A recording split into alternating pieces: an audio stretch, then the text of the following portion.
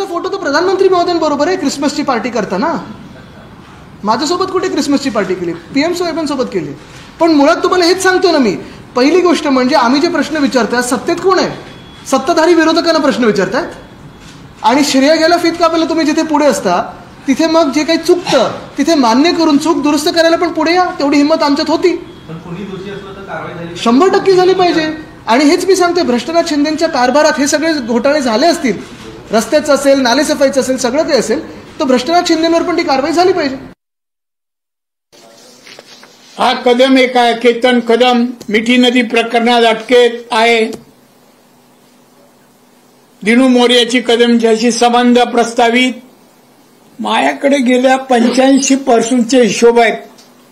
उद्धव ठाकरे सांग, ते एकनाथचं नाव काय घेतो? एकनाथ तो गप्प बसतो. विचारा, अरे एकनाथ तुझी पोतं काढ ना, मातोश्रीपर्यंत पोचवलेलं एकदा.